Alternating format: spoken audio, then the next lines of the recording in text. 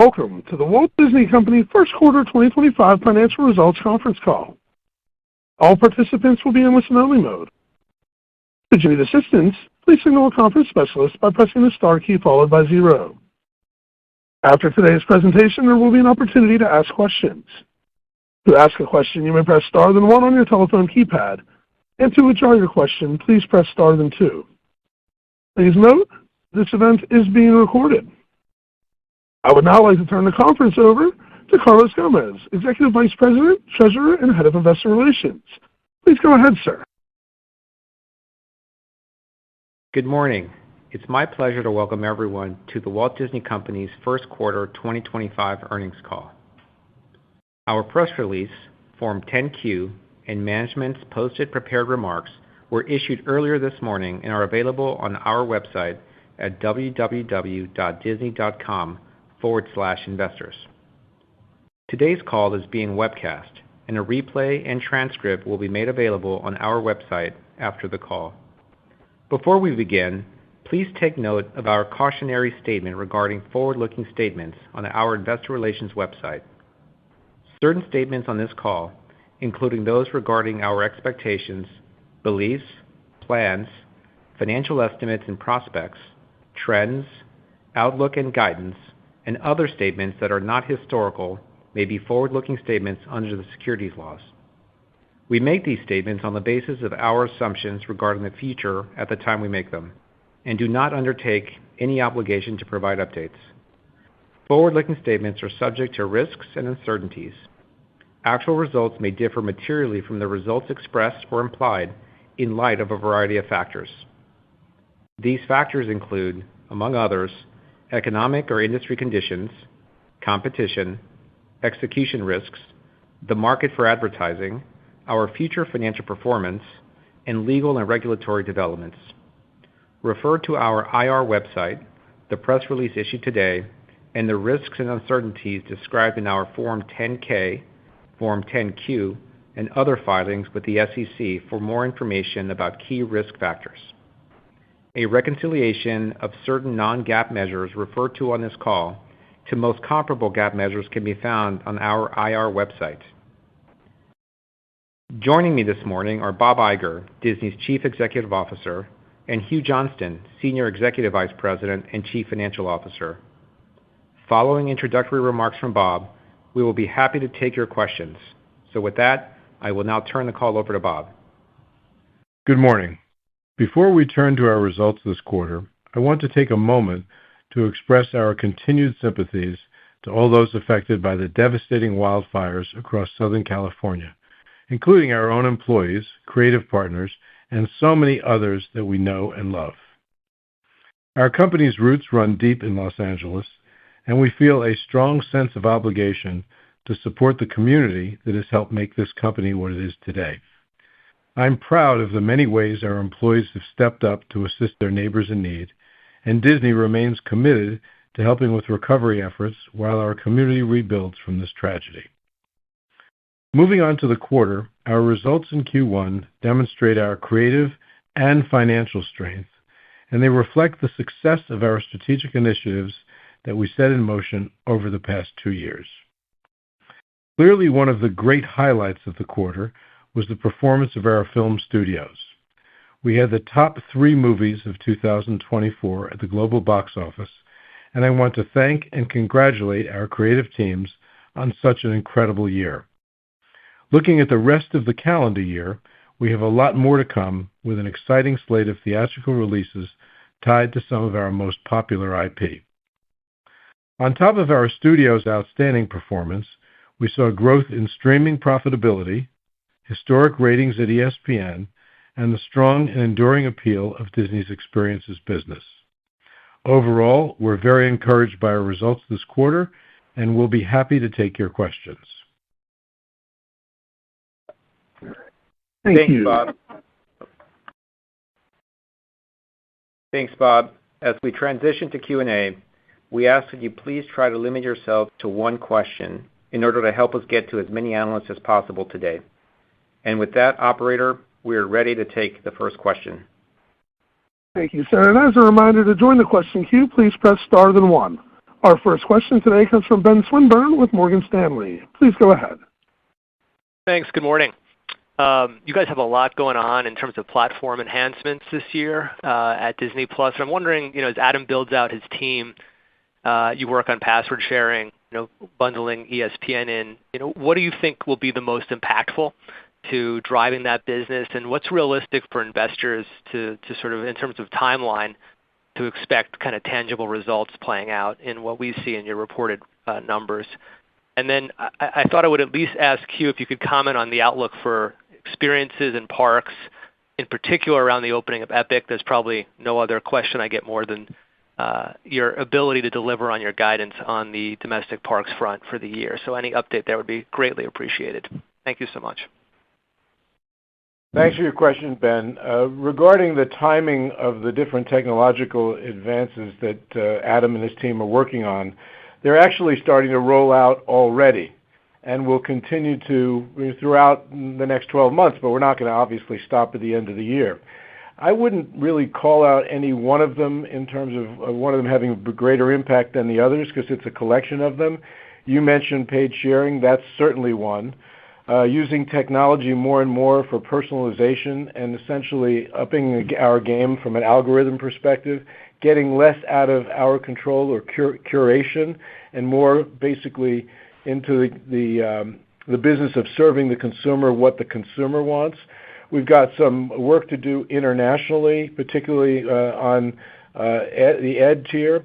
Ed tech is also something that we're working on, a variety of different AI initiatives going on, and we're also developing flagship. I'd say that of all of them, one of the things that we are very, very mindful of is that home screen or front screen or the first experience that consumers have has to be more dynamic.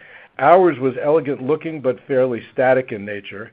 The more dynamic it is, the more people are drawn into it, the more people use it, and the more people don't basically close the app out and go elsewhere. That's a big deal. But a lot going on. We're still building his team out, and I'd say that by the end of the year there'll be significant progress made, but we've already made some progress. We've made some progress already. Yeah, Ben, and I'll handle the experiences question.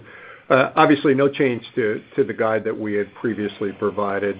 We had said experiences would be up 6 to 8 on the year. The strong Q1 increases our level of confidence in the guide for sure. It's obviously quite early, but we certainly feel good about the fact that we were able to power through with stronger performance than our expectations were for Q1. In terms of the balance of the year, recall the easier comps for the experiences business occur in the back half of the year, particularly in Q4. In addition to that, we obviously have lots going on in terms of our ship coming on as of this quarter, which will support the results from Q2 going forward. And in addition to that, as we built our plans, we did anticipate some small impact. I think we have it effectively hedged in the guides that we've given to you. So overall level of confidence in the experiences guide is high. Thank you. Thanks, Ben. Operator, next question, please. Yes, sir. Our next question today comes from Robert Fishman with MoffettNathanson. Please go ahead. Thank you. Bob, now that DirecTV and Comcast have launched their skinnier bundles and Hulu Live, Fubo planning their own, do you expect these skinnier bundles at current pricing to change the trajectory of cord cutting? And if not, what else on the pricing or product side do you plan with Fubo that you couldn't accomplish with just Hulu Live? And then if I could just take a step back, after the Fubo deal and shutting down Venue, can you discuss Disney's overall sports or broader streaming strategy with the potential for consumer confusion from all the different options, including the upcoming ESPN flagship launch? Thank you. The goal all along, Robert, as it relates to ESPN, is to make ESPN as accessible as possible and in as many ways as possible to the consumer. Some will want to consume it just through an app. Some will want to consume it as part of I'll call the more traditional expanded basic bundle. Some will migrate in the direction of skinnier bundles or sports bundles only. I can't predict whether the emergence of these skinnier bundles is going to have a material impact on cord cutting or not, except to say that we plan to take advantage of the emergence of these bundles because it is a great way to distribute ESPN. And look, what essentially happened is after the decision was made and we started to implement the launch of Venue, the emergence of these skinnier bundles surfaced, and Venue basically looked redundant to us. And so this was a great opportunity for us to make ESPN available to multiple skinny bundles, and then to actually merge the Hulu Live and the Fubo essentially channel business as one, because frankly, while we liked being in that business, it wasn't a core business to Hulu.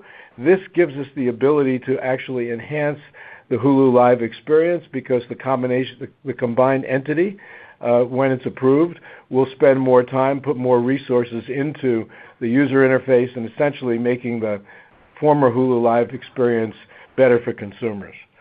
In terms of our sports strategy, I've touched on some of it, and that is make ESPN available however the consumer wants it, wherever the consumer wants it.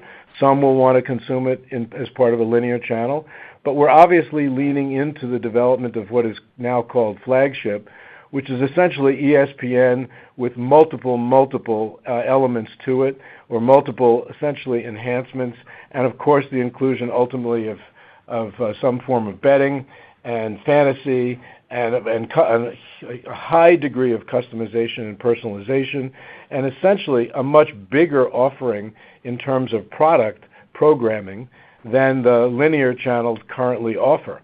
The plan will be to launch it sometime toward in the fall of this year, and we're actually quite excited about it because, first of all, it gives us an opportunity to bundle it with Disney Plus and Hulu, and then we will get really smart and strategic about pricing there. But it gives consumers the option of basically just staying in a sports-only experience or combining it with their other services, and if they happen to subscribe to Disney Plus and Hulu, then they can experience ESPN flagship in a one-app experience, which will be both convenient from a subscription perspective and also convenient from a user perspective. So we're bullish. The other thing I want to mention about ESPN, because I know that other streamers are getting into the sports game, is we have the advantage of not only a menu of sports and sports programming that no one else has, but we're on 365 days a year, 24 hours a day. So if you're a sports fan, it's not about one day of one boxing event or one day of football. It's about sports every single day of the year and every hour of the day, and that's a pretty compelling consumer proposition.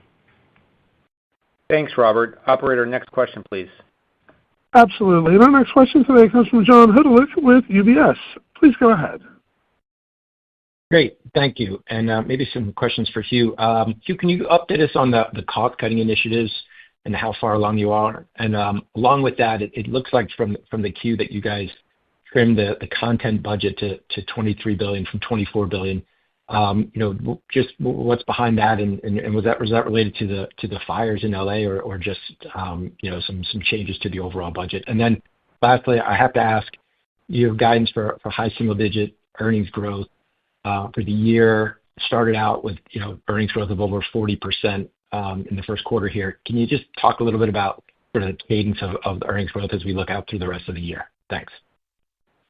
Sure, happy. That's quite a few questions, but I'll take a good whack at them.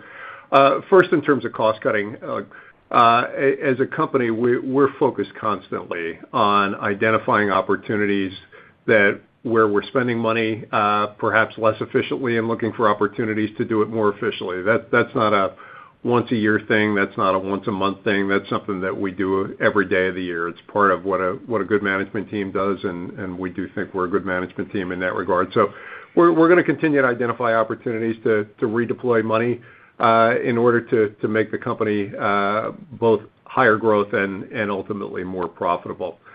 Regarding your question on the guide overall, obviously, the results were certainly in excess of expectations in the first quarter.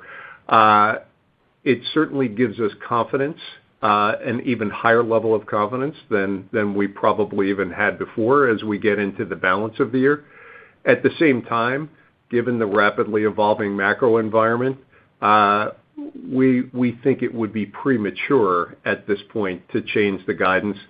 That said, to the degree that the business momentum and the business performance justifies it, we're certainly not a management team that's afraid of over-delivering if, in fact, that is where the business takes us. So, generally speaking, feel better about the balance of the year, and we started out the year feeling very, very positively about it. Thank you, Hugh. Thanks, John. Operator, next question, please. Absolutely. Our next question today comes from Jessica Reif Ehrlich with Bank of America. Please go ahead. Thank you. I guess two things. One, on the NBA, can you talk about how you view the path to profitability in the new contract, given the weaker season-to-date ratings and obviously the step-up next season? And then on DTC, maybe we could drill down a little bit on how you're thinking about subscriber drivers. Bob, you mentioned password sharing crackdown. How do you think about the TAM or the potential subscriber impact? Obviously, you have some great films coming onto the platform later this year. And then, how important is news to the overall product offer? In the NBA, we don't talk about profitability for any one of our licensed sports packages. We obviously believe in the NBA long term. It's a great sport. We think it's a growth sport. We don't really look at ratings year to year that carefully.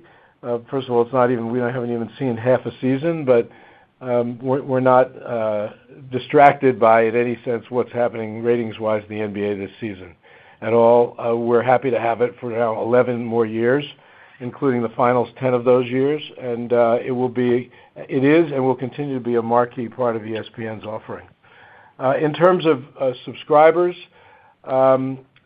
we believe that in order for us to grow subscribers, it's really a combination of things. We have to continue to make great product, films and television series. We clearly have demonstrated over the last couple of years the ability to do that, and we are confident that we will deliver on a consistent basis high-quality films and television over the long run. Second, you need really strong technology, and this is where we have, as we have said very publicly, we had a lot of work to do. And while we've made progress already, in some ways we're just getting started. The only way you succeed in global streaming, both from a subscription perspective and a profitability perspective, is with a great combination of high-quality product with volume and technology. And we feel, if you look at all the competitors that are in that space, we're very well positioned to both grow subs and grow profits over the long run, and actually over the next few years.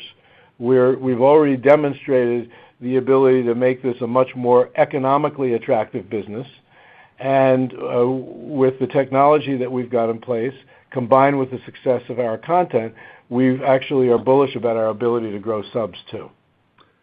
Jessica, the only thing I would add to Bob's comments are we gave you guidance in terms of ESPN for next year. We knew all of the aspects of the NBA contract when we made that deal, and there is nothing that is changing in our mind in that regard. And one last thing, you asked about news. We like the opportunity to make room for our news output, both the ABC News output and the output of our local stations, as part of the app experience. With improved technology, we're now offering live streams on the Disney Plus Hulu app, and news does occupy one of those streams, and it will continue to be a feature of our overall Disney Plus and Hulu offering, and it's also something that differentiates us from some of the others in the space. Thanks, Jessica. Absolutely. Thank you. Operator, next question, please. Absolutely. Our next question today comes from Michael Ng with Goldman Sachs. Please go ahead. Hi, good morning. Thank you for the question. I just wanted to follow up on your comments, Bob, about streaming and news. Could you talk a little bit about your decision to add the SportsCenter Daily Show to Disney Plus instead of ESPN Flagship, and with streams and SC Plus, the investments in live content, what have you found to be the benefit of live as it relates to gross adds and churn in streaming? And could you expand a little bit about the competitive advantage that Disney has in producing and distributed live relative to some other streaming services? Thank you. Well, I think we've all seen the benefit of live. Just look at ESPN's ratings, as a for instance, or talk to anyone in the advertising business. Live is extremely attractive. And we have the benefit, as I said earlier, of having live programming every day of the week, every day of the year, or every week of the year. And so, I think that as we provide our consumers with a one-app experience, live will be a major component of basically our growth, the growth in that business. It'll contribute to the growth in that business for us. What we did with ESPN and the SportsCenter show that you mentioned is we put an ESPN tile, as we call it, or presence on the home screen of Disney Plus. That was in part designed to increase engagement for Disney Plus Hulu subscribers, gives them something to see on a daily basis. And obviously, as we've talked today, growing engagement is critical, particularly to lowering churn. It also gives us the ability to use it as an introductory offer, sort of an introductory ESPN digital offer. And ultimately, when Flagship is launched, people who use the ESPN tile will have an opportunity to subscribe to Flagship right from that tile. And if they do subscribe to it, then it becomes a completely integrated app experience with Disney Plus and Hulu. So it's there to improve, but to do two things, to benefit Disney Plus Hulu, and it's also there to ultimately benefit ESPN Flagship. Thank you, Bob. Thanks, Michael. Operator, next question, please. Yes, sir. Our next question comes from David Karnovsky with J.P. Morgan. Please go ahead. Hi, thank you. With experiences, wanted to see if you could provide any color on the Disney Treasure launch, how the early returns look relative to expectations and the read-throughs for the launches later this calendar year. And then just sticking with parks, maybe you could discuss the rollout of Lightning Lane Premier, which I think you recently expanded access for. What type of take rates are you observing on the product, and how is that impacting other spending buckets or the overall experience? Thanks. Yeah, good morning. Disney Treasure is off to a spectacular start. Certainly, in terms of selling out the rooms, we've done terrifically well. The feedback and guest experience, the high percentage of people are rating it excellent, very much in line with the rest of our ships. And this is just sort of in the initial cruises. So feel terrific about that. As we've said before, our expectation is for this ship to be profitable in the first quarter, and the first quarter it's in the water. And frankly, that is very much our expectation from here going forward. So feel great about that one. Lightning Lane, we're launching that product, but remember, it is a premium product. It is a product that we are learning how to use, so we are marketing it very gently initially. It's very much in line with our expectations, but we are moving slowly with that product in order to make it a great experience, both for the purchasers of Lightning Lane and for the rest of our guests in the park. So feel great about it. It's going to build over time, but it's certainly very much early days. Thanks, David. Operator, next question, please. Absolutely. And our next question today comes from Michael Morris at Guggenheim. Please go ahead. Thank you. Good morning. Two questions about your outlook. First, at Experiences, Hugh, on the fourth quarter call, you mentioned that bookings in the back half of the year were positive at that point in time. I'm wondering if you can give us an update there. Are they still positive? Do you have any more visibility? How's that trended? And then my second question is on direct-to-consumer. You had a really strong first quarter. I think you grew about $400 million year over year on operating profit, and your guide only implies about $100 million a quarter for the next 3 quarters. So can you talk a little bit about what goes into that outlook, what the puts and takes are maybe on investment that would have that growth slower for the balance of the year? Thank you. Yeah, happy to cover both of those. Hitting on DTC first, As I mentioned, it's obviously an evolving environment. Our expectations are for the business to do terrifically well. We made $300 million in the quarter. For the full year, our expectation is to be a little over $1 billion. So we obviously still have some work to do, but we're out of the blocks very, very quickly. As I mentioned earlier in this call, we're certainly not afraid to over-deliver if the business momentum gives us that, but that's something to be seen. It's premature to be thinking about raising guidance, in my opinion, after just one quarter of results. And the second question was, in terms of back into the year. The Bookings. Oh, the bookings. I'm sorry. I should have written that down. Basically, we are further into the curve, but the messaging is exactly the same as I gave you last quarter. Bookings are up in the summer right now, so certainly feeling positive. And obviously, we have more of them in, given that we're 90 days later. So certainly the outlook is good in that regard. But as always, we're going to take a view at this point that it's premature to be changing guide in that regard, but off to a great start in experiences. Great. Thank you for the answers. Operator, next question, please. Yes, sir. Our next question comes from Brian Kraft at Deutsche Bank. Please go ahead. Hi, good morning. So I had one on sports and then just a follow-up. So first on sports, you're obviously going to see a step up in rights costs for the NBA next year, but you've guided to low single-digit OI growth in fiscal 26 on top of 13% growth this year. So I just wanted to ask if we should be thinking about some offset and other sports rights coming out of the business to offset the NBA increase, or if the fiscal 26 growth is more a function of OI growth from flagship, or a big improvement in pay TV sub declines because of lower priced small sports and news packages. So just trying to get underneath of the drivers of that strength. And then secondly, just on Disney Plus, if you could talk about the outlook for Disney Plus subscriber growth this year. I think you're guiding to essentially flat subs through the end of 2Q. What are you expecting in the second half of the year directionally, and what are some of the key factors that are shaping the outlook for the rest of the year? Thank you. Yeah, so in terms of ESPN and the NBA, obviously there are a lot of variables that go into ESPN's P&L, including the advertising market for live sports, which is obviously very, very strong. It's also in terms of aggregate cost management, not just rights costs for the entire business, and Jimmy and the team do a phenomenal job managing their costs, and that's a tailwind.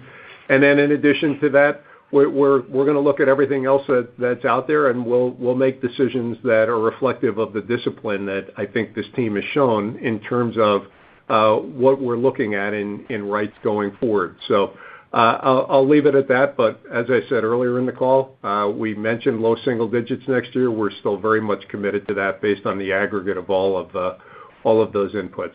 In terms of outlook for DTC subscribers, our expectation is to grow them for the year. So given we're basically sort of slightly up in the first quarter, we'll be similar in the second quarter. Our expectation is, particularly as paid sharing starts to take hold, and as we add more of the movie slate that we produced in the back half of 24 into the streaming service in 25, we think that content will drive sub growth as well. And I'll add to what you said. We actually are very pleased with where we are sub-wise for Disney Plus and Hulu. As you know, we took prices up significantly fairly recently and expected the churn would be significantly greater. And it turned out we delivered numbers that were better than we had expected. So the combination of Disney Plus and Hulu, actually we grew subs modestly in the quarter. Now, while we did that, we also are implementing, as we talked earlier, these technological advances or enhancements that will enable us to lower churn and continue to grow subs. And we also have a great product pipeline coming. So we're bullish about our ability to turn streaming not just into the profitable business that it is today, but into a growth business for the company due to the combination of all these things. And that includes the ability to successfully bundle, both for the consumer and for our shareholder, Disney Plus, Hulu, and ultimately ESPN. Thanks, Brian. Thank you very much. Operator, we have time for one last question. Thank you. And our final question today comes from Kannan Venkateshwar with Barclays. Please go ahead. Thank you. Maybe on ESPN Flagship, Bob, just in terms of the vision that you have for the product and the objectives with that service, is this to basically further grow the sports business relative to where it is today? Or is it more to preserve existing profitability and preserve the ecosystem as it is today? Would be great to get your thoughts on that. And then maybe another one on just the industry-wide consolidation efforts that we are seeing. If there is an effort to roll up cable networks across the industry, would there be any interest from your end potentially to participate in that with some of your smaller networks? Thank you. Let me just make a quick comment about the linear networks. We actually are at a point where the linear networks at our company are not a burden at all. They're actually an asset. We are programming them and we are funding them at levels that actually give us the ability to enhance our overall television business. That obviously includes and leans into streaming, which, let's face it, is really the future of the television business. So while I won't rule out the possibility of some of the smaller networks in some form or another being configured differently in terms of how we bring them to market, maybe even ownership, but we're not right now. We actually feel good about the hand that we have and the manner in which we're managing both the linear and the streaming businesses across the board at Disney. Regarding Flagship, look, it's pretty clear that young viewers, I guess you call them, or young consumers, are leaning more and more into streaming experiences, both fixed televisions on walls and mobile devices.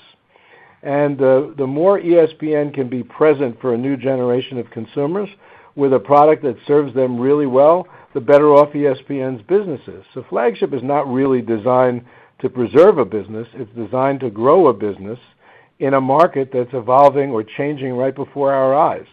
So we're extremely, extremely excited by what's coming and bullish about it because we think it's not only a good business proposition, but it's a sports fan's dream.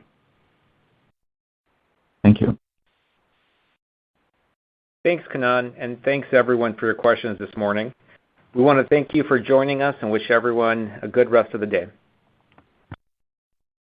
Thank you. This concludes today's conference call. We thank you all for attending today's presentation. You may now disconnect your lines and have a wonderful day.